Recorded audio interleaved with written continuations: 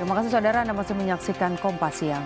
Saudara, kita ke informasi lain saudara. Tim Inafis Polda Metro Jaya mendatangi lokasi tewasnya seorang pria di sebuah klinik di Kebayoran Baru, Jakarta Selatan pada Minggu malam untuk melakukan olah TKP.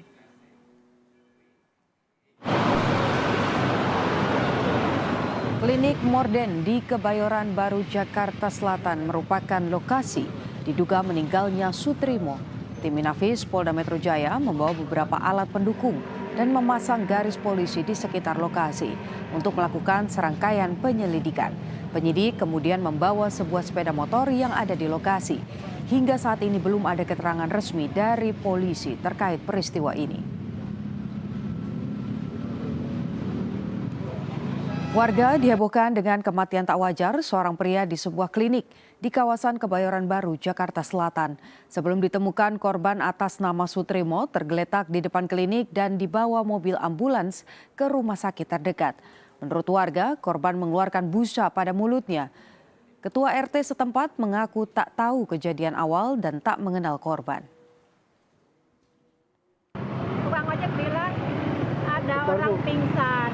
Ada orang pingsan di pinggir jalan, sudah dibawa ke rumah sakit. Tapi warga saya nggak ada yang melapor, jadi saya nggak merespon balik. Saya pikir hanya angin lalu aja lah, mau udah ada orang pingsan di pinggir jalan, orang lewat, dibawa ke rumah sakit ya udah bener, nggak ada yang melapor, berarti bukan warga saya. Jadi saya nggak terus mikirin lagi, saya pikir udah sembuh orangnya gitu. Itu duganya sakit apa, Bu? Saya nggak tahu, orang cuma informasi orang ojek ada orang pingsan gitu. Untuk mengetahui perkembangannya, saudara, kita bergabung dengan jurnalis Kompas TV, ada Nanda Aprilia dan juru kamera Junaidi Saputra di Polda Metro Jaya. Nanda, setelah tadi malam tim Inafis Polda Metro Jaya mendatangi klinik untuk melakukan olah TKP, bagaimana kondisi terkini dari sana? Apa perkembangan terbarunya?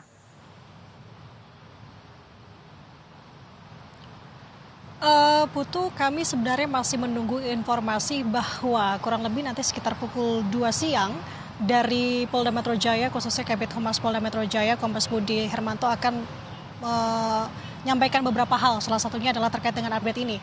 Ini yang bisa sama-sama kita nantikan sebenarnya. Tapi kalau misalkan kita mengingat lagi terkait dengan olah TKP yang memang sudah dilakukan di Kebayoran Baru, tepatnya di sebuah klinik kecantikan, di mana tempat ditemukannya pria berinisial S atau Sutrismo ini ditemukan. Memang semalam sudah dilakukan olah TKP, kemudian juga ada beberapa barang yang informasinya kami dapat begitu ya. Selain dengan sepeda motor, ada juga sebuah bantal. Nah, bantal ini kalau bisa kita mengingat dari video ataupun juga foto yang beredar di media sosial, ini digunakan sebagai alas di mana pria berinisial S ini atau Sutrismo ini ditemukan di lokasi di halaman klinik kecantikan. Nah, Putu juga saudara, terkait dengan olah TKP sebenarnya belum ada pernyataan resmi yang disampaikan oleh Polda Metro Jaya ataupun Polres Metro Jakarta Selatan. Tapi setidaknya ada beberapa hal yang disampaikan oleh Kanit Reskrim Polres Metro Jakarta Selatan, AKBP Iskar Dansyah, yang menyebutkan yang pertama memang apa yang dialami oleh timnya ketika melakukan olah TKP pada Minggu malam, ini sempat adanya kendala. Kendala yang paling besarnya adalah karena TKP ini sudah dinilai berubah dari hari di mana pria S ini ditemukan. Kita mengingat kembali bahwa pria berinisial S ini ditemukan di hari Kamis, di tanggal 23 Juli.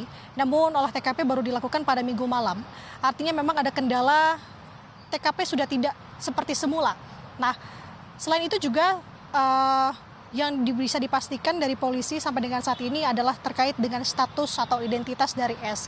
Apakah dia korban ataukah tidak? Nah, ini yang sama-sama kita akan cermati bersama. Tapi kalau bisa kita ulas sedikit, Putu dan juga saudara, terkait dengan kronologi, memang ini sedikit bisa dikatakan cukup janggal. Karena kenapa?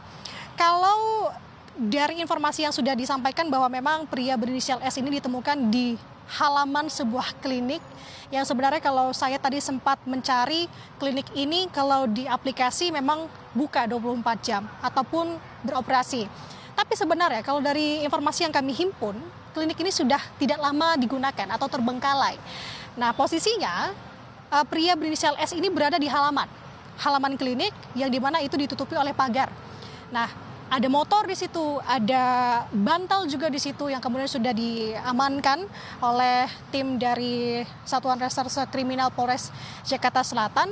Dan kemudian dari temuan pria berinisial S itu pada saat posisinya masih tidak sadarkan diri, ia dibawa ke rumah sakit di sekitaran atau di kawasan Jakarta Selatan, Rumah Sakit Muhammadiyah di Taman Puring. Putu dan juga saudara, ketika sampai di rumah sakit, pria berinisial S ini sudah tidak bernyawa.